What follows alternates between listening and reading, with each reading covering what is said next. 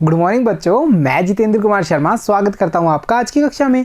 आज की कक्षा में बच्चों हम पढ़ने वाले हैं कक्षा 5 की पर्यावरण अध्ययन की पुस्तक अपना परिवेश का 8वां अध्याय, जिसका नाम है जीव जंतुओं की निराली दुनिया।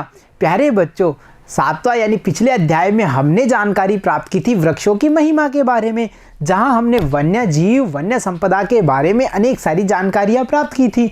अब बच्चों हम हमारी जानकारी को आगे बढ़ाते हुए इस अध्याय में जानेंगे उन्हीं जीव जंतुओं की निराली दुनिया के बारे में, और साथ ही साथ हम चर्चाएं करेंगे कुछ विशेष प्रकार के जीवों पर और उनकी जो विशेष प्रकार की विशेषताएं हैं जो उनको अन्य जीवों से अलग बनाती हैं, उनके बारे में भी आज के इस अध्याय में हम चर्चा करने वाले हैं। तो चलो बच्चों शुरू करते हैं आज का अध्याय जीवों की विशेषता के साथ। बच्चों अध्याय के शुरू में हम मिलेंगे कुछ प्यारे से बच्चों से जो लुक्का छिपी का खेल खेल रहे होते हैं, फिर उनके साथ क्या होता है और वो कैसे अनेक प्रकार के जीव जंतुओं की चर्चाएं करते हैं, हम भी उनके साथ मिलकर के जानकारी प्राप्त करेंगे। तो चलो बच्चों देखते हैं जीवों की विशेषताएं। देखो बच्चों, एक दिन गुड़िया, मुनिया और राजू अंधेरे में लुका छिपी खेल रहे होते हैं।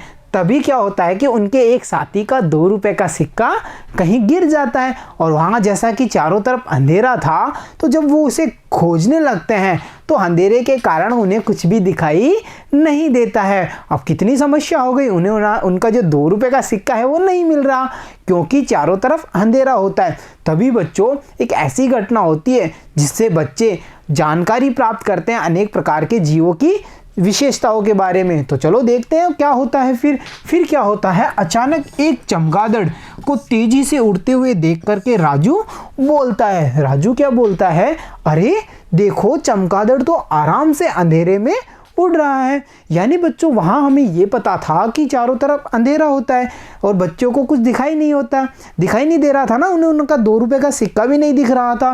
परंतु तभी एक चमगादड़ तेजी से उड़ता हुआ दिखाई देता है, तो बच्चों में से जो राजू होता है वो बोलता है, अरे चमगादड़ को तो देखो आराम से अंधेरे में उड़ रहा है और हमें अपने सिक्के को अंधेरे में ढूंढ भी नहीं पा रहे, हमें तो वो दिखाई भी नहीं दे रहा। और यहाँ हम देख पा रहे हैं चमगादड़ को जो कितने मजे से पीछे अंधेरा भी हमें दिख रहा है और वो कितने मजे से उड़ता जा रहा है। तो बच्चों यहाँ पर बच्चों के सामने आ गया है चमगादड़। अब चमगादड़ की कौन सी विशेषता होती है उसको भी हम जानते हैं। तो देखो, मुनिया ने बताया कि कल मैंने पुस्तकालय में किताब में पढ़ा था कि चमगादड़ रात में उड़ते समय उच्च तारत्व वाली आवाज निकालते हैं। बच्चों उच्च तारत्व वाली आवाज मतलब जिसे हम कह सकते हैं कि एक जो कहेंगे साउंड वेव, मतलब इस तरह की आवाज होती है जो हमें नहीं सुनाई देती, परंतु चमगादड़ उस आवाज को सुन सकते हैं। और ये उच्च तारत्व वाली होती है, मतलब वाइब्रेशन की तरह होती है, बड़ी ही सटीक आवाज होती है। जब ये निकालते हैं तो क्या होता है, जो सामने किसी वस्तु से टकरा करके वापस आती है। मतलब बच्चों जैसे चमगादड़ ने आवाज़ निकाली, वो सामने गई, और आवाज़ अगर सामने कोई वस्तु या कोई भी इंसान या कोई भी जानवर कुछ भी आता है तो वो आवाज़ की जो तरंगे हैं वो उस चीज़ से, उस वस्तु से टकरा करके वापस आती हैं, और जब ये वापस आती हैं तो इसे कहते हैं प्रतिध्वनि। तो इस प्रतिध्वनि को सुन करके वह अंधेरे में भी आसानी से उड़ सकता है। अब ये पूरी प्रक्रिया हुई कैसे कि चमगादड़ ने उच्च तारत्व वाली ध्वनि छोड़ी, वो वापस प्रतिध्वनि वापस आती है, उसको कैसे पता लगा कि कौन है, इसको समझने के लिए बच्चों हम देखते हैं इस चित्र को, जहां हमें दिख रहा है ये एक चमगादड़। बच्चों यहाँ पे हमें कुछ तरंगे जाती हुई और कुछ तरंगे वापस आती हुई दिखाई दे रही हैं। जैसे देखिए ये वाली तरंगे जो चमगादड़ ने छोड़ी हैं, यानी हम कह सकते हैं ये है उच्च तारत्व वाली तरंगे। अब बच्चों जब इसने ये तरंगे छोड़ी तो यहाँ हम देख पा रहे हैं एक छोटे से जीव को जो चमगादड़ के सामने ही उड़ रहा है। जैसे ही ये तरंगे उस जीव से टकराती हैं और ये पुनः प्रतिध्वनि के रूप में, देखो यहाँ पे ये प्रतिध्वनि के रूप में वापस लौट करके चमगादड़ के पास में आती हैं। दिख रहा है ना सभी को। जैसे ही चमगादड़ ने तारतु वाली ध्वनि छोड़ी, जीव से टकरा करके प्रतिध्वनि वापस चमगादड़ के पास में आई। अब चमगादड़ को ये पता चल गया कि सामने कोई अवरोध या कोई जीव या कोई वस्तु है, यानी मुझे थोड़ा सा टर्न लेना है, इस तरफ से नहीं जाना है। और चमगादड़ फिर उस साइड को छोड़ करके उड़ने लग जाता है। तो हमने ये जाना कि अंधेरे में चमगादड़ यूज करते हैं या उपयोग करते हैं उच्च तारतु वाली आवाज़ का, जिसकी प्रतिध्वनि को सुन करके वो वापस अपने आराम से उड़ सकते हैं। यानी उन्हें पता चल जाता है कि मार्ग में कौन से अवरोध आने वाले हैं। तो बच्चों ये तो हुई चमगादड़ की बात। अब आगे बच्चों के साथ क्या होने वाला था, तो देखो एक दिन मुनिया अपने भाई राजू के साथ पड़ोस में जा रही थी। मुनिया का पैर चलते चलते एक पत्थर से टकरा गया। अब मुनिया और राजू दोनों पड़ोस में जा रहे होते हैं। अब मुनिया को लग चुकी है चोट, तो आगे क्या होना था, वह घबरा गई, फिर भी अपने भाई के साथ चलती रही और वो पड़ोसियों के घर से आगे गुजरने लगते हैं। तो बच्चों तभी पड़ोसी के दरवाजे पर एक कुत्ता चैन से बंधा हुआ था और वह उसे देख करके भौंकने लगा। जैसे ही कुत्ते ने राजू और मुनिया को देखा, वो जोर जोर से भौंकने लग जाता है। ऐसा क्यों हुआ, कुत्ता क्यों भौंका? और यहाँ हम देख पा रहे हैं उस कुत्ते को जो मुनिया और राजू को देख करके भौंकने लग गया। तो देखो बच्चों, राजू बताता है कि कुत्ते अनजान व्यक्तियों को देख करके भौंकते हैं और अंदर नहीं आने देते। साथ ही साथ बच्चों कुत्तों की ये विशेषता होती है कि जो उनके सूंघने की शक्ति होती है वो बहुत ही तीव्र होती है। तो हमने बच्चों चमगादड़ के बाद में यहाँ जाना कुत्ते के बारे में, जिसकी मुख्य विशेषताओं में हमें पता चला कि ये अनजान व्यक्तियों को देख करके भौंकते हैं, साथ ही साथ इनके सूंघने की क्षमता अधिक होती है। तो हमने बच्चों जानकारियाँ प्राप्त कर ली अनेक सारे जीवों के बारे में। तो चलो कुछ आसान से प्रश्नों को हल करने की कोशिश करते हैं। सोचिए और बताइए में। देखो बच्चों, हमसे पूछा है कि आप किन किन चीज़ों को सूंघ करके पहचान सकते हो। कुत्ते के सूंघने की जो क्षमता है वो काफ़ी ज़्यादा होती है। तो हमसे ही पूछ लिया कि आप किन किन चीज़ों को सूंघ करके पहचान सकते हो। तो देखो हम जैसे मैं मेरा बताता हूँ, आप भी अपना लिख सकते हैं जिन जिन चीज़ों को आप पहचान सकते हैं सूंघ करके। जैसे देखो हम हींग को, कपूर को, फूलों को, फलों को तथा भोजन को सूंघ करके पहचान सकते हैं। जैसे ही हमें किसी चीज़ की स्मेल आती है तो हम बता देते हैं ना कि अरे ये खुशबू तो उस चीज़ की है, अरे ये वाली खुशबू ये वाली उस फल की है।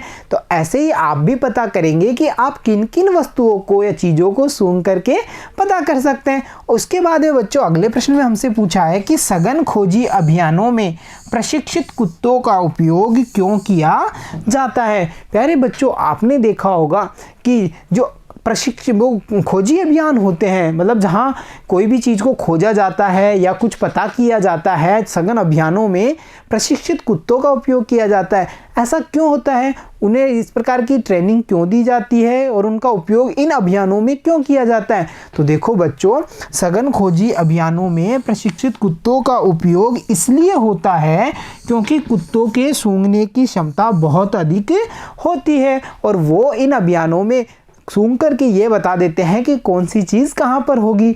जैसे देखा होगा ना आपने भी कई बार किन्हीं जो धारावाहिक आते हैं, हमने टीवी या वीडियोस में भी देखा होगा ना आपने, कई सारे कुत्तों का उपयोग जो जासूस होते हैं वो लोग करते हैं कुछ ढूंढने के लिए।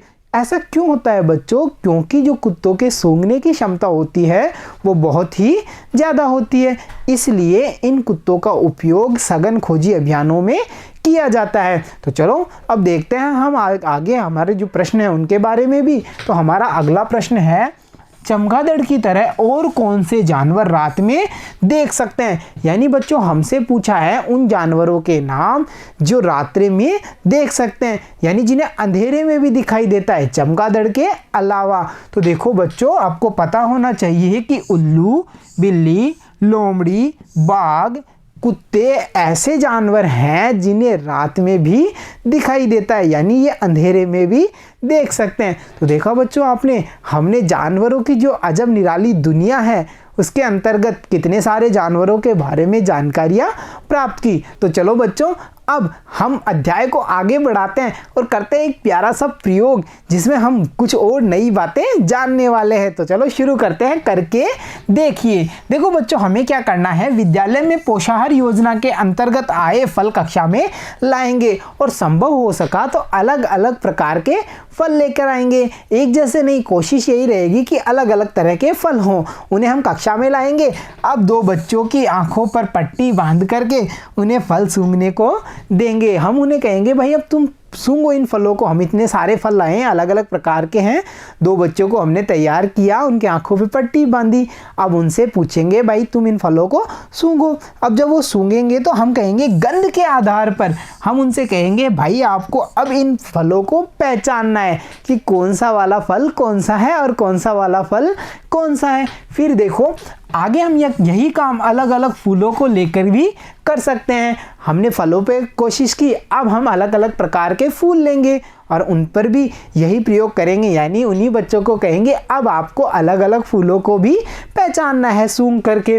और साथ ही साथ कुछ वस्तुएं जैसे साबुन, चीनी, नमक, पेन, पेंसिल आदि को छू करके पहचानने के लिए भी कहेंगे। और कुछ वस्तुएं ऐसी होंगी जैसे फल, सब्जी, जिनको हम चख करके पहचानने को देंगे। यानी बच्चों यहाँ पर इस गतिविधि के अंतर्गत हमने 3 प्रकार से वस्तुओं को पहचानने की कोशिश की है।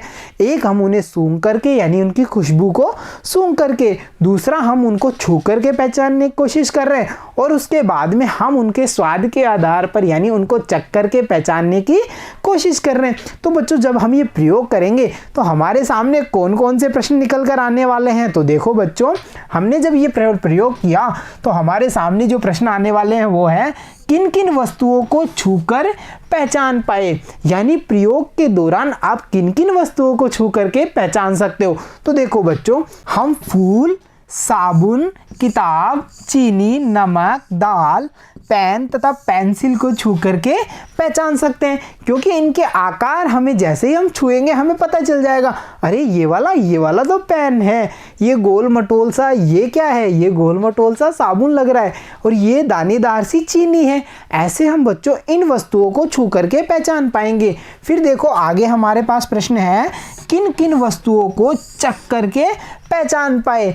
अब बच्चों हमने किताब को चखा, पहचान सकते हैं कि ये किताब है? नहीं ना, उसको तो छू करके पहचान सकते हैं।